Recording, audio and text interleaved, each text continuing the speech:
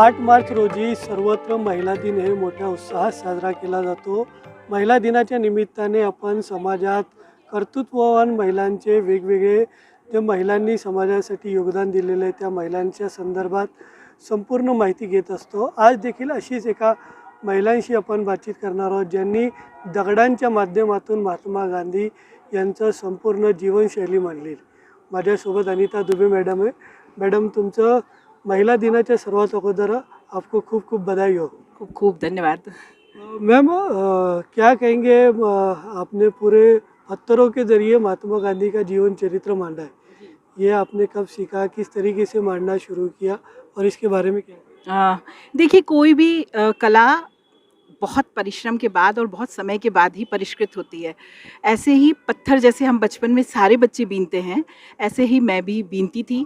मैं मध्य प्रदेश भोपाल की रहने वाली हूँ और मेरी माँ को पत्थर का शौक़ था और नर्मदा नदी क्योंकि मध्य प्रदेश की पवित्र नदी है, तो जब बचपन में हम उनके साथ जाया करते थे, जब 6, 7, 8 साल की उम्र में थे, हर स्कूल की छुट्टी में गर्मियों की छुट्टी में हमारा जाना होता था, तो वो पत्थर लेके आती थी और चूँकि हम बच्चे थे तो हम छोटे पत्थर उठा के लेके आते थे, वो थोड़े बड़े पत्थर लेके आती थी।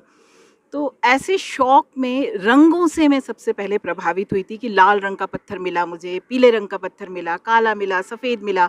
तो सबसे पहले रंग के कारण ही प्रभावित होके, जैसे हर बच्चा नदी या समुद्र के किनारे जाता है तो शंख बीनता है, शैल बीनता है, तो वैसे मैं पत्थर बीन के लेके आती थी।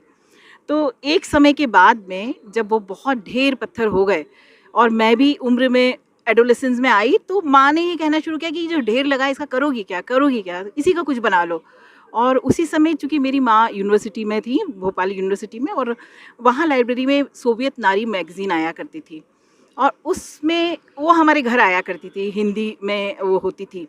उसमें कभी इजिप्ट का कुछ काम आया था जो कि मोज़ेक वर्क पे था, तो माँ ने कहा इसी के जैसे कुछ कर लो, बस उनका ये कहना था।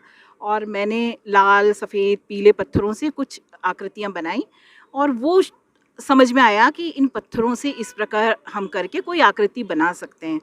तो जब शुरुआत थी वो बहुत छोटे पत्थरों से थी। हम दगड़ या जिनको कंकड़ पत्थर कहते हैं, उन्हीं की शुरुआत थी। तब मैंने जैसे जब कछुआ बनाया, फूल बनाया, लेकिन उस समय जो मुझसे बड़ी लड़कियां थीं वो आइसक्रीम की जो लकड़ी की स्टिक्स आती थी उससे ताजमहल या कोई डिज़ाइन बना रही थी। तो मुझे वहीं से लगा कि पत्थरों से मैं भी ताजमहल बनाऊं। तो वो सफ़ेद पत्थरों से मैंने एक ताजमहल जैसी आकृति, ताजमहल नहीं मतलब उसके जैसे एक आकृति बनाई, जो घर में काफ़ी समय तक रखी गई, सराही गई, हंसी भी हुई कि लोग हंसे भी कि लो इसने पत्थर से ताजमहल ही बना दिया। लेकिन वो हंसी में धीरे धीरे मुझे ये चीज़ समझ में आई कि मैं कुछ चीज़ बना सकती हूँ। तो वही चिड़िया, पंछी, नाव, जो बेसिक एक होता है दृश्य हम जब ग्रो करते हैं, तो चूँकि पेंटिंग्स कर रही थी तो साथ में ये पत्थर भी थे, तो मुझे लगा कि इनमें कलर ना करूँ, इनको जो कलर का है उन्हीं से बनाऊँ। तो धीरे धीरे मैं वो चित्र बनाने लगी।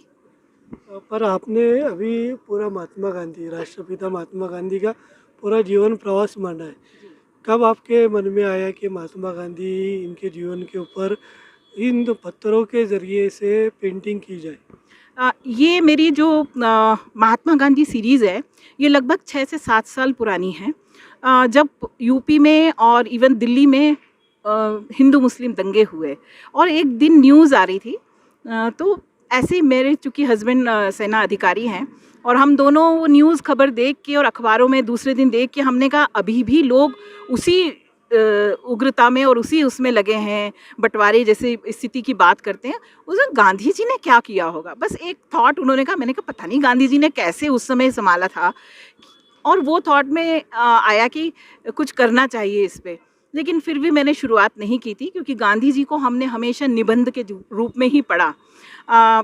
जिन्होंने इतिहास पढ़ा है शायद उन्होंने व्यक्तित्व के रूप में पढ़ा होगा, लेकिन हम बच्चों ने जब से पढ़ा है तो निबंध के रूप में पढ़ा। मैं उसी समय ये अमृत महोत्सव हमारे देश मना रहा था, तो मुझे लगा दांडी मार्च जिस दिन हुआ था उस दिन एक तस्वीर बनाई जस्ट मैंने, और उसको फेसबुक पे शेयर किया कि आज के दिन महात्मा गांधी ने इस जो अमृत महोत्सव हम मना रहे हैं उसके लिए दांडी मार्च से शुरुआत हुई थी। तो वो एक कल्पना ने सारे लोगों में पॉजिटिविटी लाई कि अरे आपने ये जो काम किया है ये बहुत अच्छा किया है, आप इस पे क्यों नहीं काम करती हैं। तो मैं हर दिन गांधी जी की एक तस्वीर बनाती थी और मिटा देती थी, लेकिन उसको कभी भी इस रूप में फ्रेम में नहीं किया था। कुछ 10-12 बनाने के बाद में मुझे एहसास हुआ कि ये मैं दोबारा नहीं बना पाऊँगी, तो मुझे इन्हें फ्रेम करना चाहिए और फ्रेम करने के लिए मुझे प्रॉपर अध्ययन करके करना चाहिए। तो फिर 1 साल मैंने कुछ किताबें पढ़ी। फिर मुझे जो लगता था कि गांधी जी को मैं शांति दूत के रूप में लोगों तक दिखाना चाहती थी, तो उन्हीं विषयों को लेके और मैंने जन्म से लेके मृत्यु तक उस व्यक्ति की कहानी कही जो एक दीवान का बेटा था, जो बैरिस्टर था। वो चाहता तो अफ्रीका में वहाँ नौकरी करके आराम से रह सकते थे, लोग उन्हें वहाँ बहुत मानने भी लगे थे, लेकिन चूंकि देश की स्थिति बहुत ख़राब थी और लोगों को ज़रूरत थी उस समय किसी ऐसे इंसान की जो उनके लिए लड़े, तो गांधी जी ने जो वापसी करी देश में और जो उनकी यात्रा है वो बहुत प्रभावित करी। ये जितने भी आपने पत्थरों से बनाई है महात्मा गांधी जी के, सारी यादें या तो तस्वीरें कह सकते हैं हम, जी तो ये पत्थरें कोई भी हम उठा सकते हैं कोई भी पत्थरों से, या जी हाँ। किधर से आपने अलग से मंगवाए हैं या उसके लिए? नहीं, मंगवाए कहीं नहीं है। मेरे पति क्योंकि सेना अधिकारी रहे, बचपन में नर्मदा नदी और उनके आसपास पहाड़, मैं भोपाल की हूँ, पहाड़ी इलाका भी है, तो सब जगह से पत्थर मिलते रहे, रेत से पत्थर मिले। लेकिन जब हस्बैंड के साथ 92 के बाद में पूरे देश भर में घूमना हुआ हमारा, और वो एयरफोर्स में ग्रुप कैप्टन के पद से रिटायर हुए हैं। 35 साल नौकरी में जितनी जगह हम गए, कम से कम 17-18 जगहों में हमारा जाना रहना हुआ, और वहाँ की नदियाँ, वहाँ का जैसे गुजरात में रहे, राजस्थान में रहे, मेघालय में रहे, महाराष्ट्र में रहे, कर्नाटक में रहे, तो हर जगह की नदी, पहाड़, पर्यावरण, वहाँ से विविधता, विभिन्नता के साथ मुझे पत्थर मिले। और ना सिर्फ मुझे मिले, बल्कि लोगों को जब लगा कि ये पत्थरों से काम करती हैं, तो बहुत से मित्र उनके फिश एक्वेरियम के पत्थर दे दिए। किसी ने पोस्टिंग में कोई जा रहा था, वो पत्थर नहीं ले जा सकता था अपने साथ में गार्डन के, वो मुझे दे गया।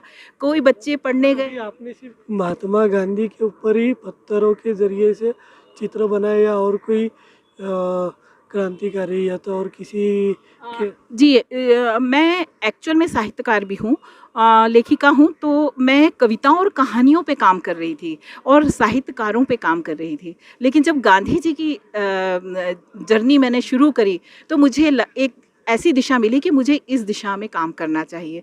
तो मैंने इसके बाद में मेरी टैगोर सीरीज़ पे, रविन्द्रनाथ टैगोर पे पूरी सीरीज़ बन चुकी है। मैं सावित्रीबाई फुले पे काम कर रही हूँ, जो महाराष्ट्र की, क्या हमारे पूरे देश की बहुत महत्वपूर्ण महिला उस एरा से, और आज तक उनकी बातें जो हैं वो हमें लगता है आज भी वही ज़रूरत है, तो उन पे काम कर रही हूँ। मैं रामायण पे मैंने कुछ काम किया है अभी, अम्बेडकर पे मैं काम कर रही हूँ, इवन शिवाजी के ऊपर भी मेरा काम है। चूँकि मैं महाराष्ट्र में 16 सालों से रह रही हूँ, तो मुझे लगा जब मैं जिस ज़मीन में रह रही हूँ उधर की भी बात की जाए, तो मेरी काम पे, सब पे रिसर्च और काम मेरा जारी है। नक्कीच आपण जर या ठिकाणी बघितलं तर महिला दिनाच्या निमित्ताने अनिता दुबे मॅडम यांनी दगडांच्या माध्यमातून महात्मा गांधी यांच्या जीवनापासून, म्हणजे जन्मापासून तर मृत्यूपर्यंतचा संपूर्ण प्रवास मांडलेला आहे, आणि त्यांची ही चित्र पाहण्यासाठी नागरिकांची गर्दी देखील होताना आपल्याला पाहायला मिळते. सज्जा सय्यद,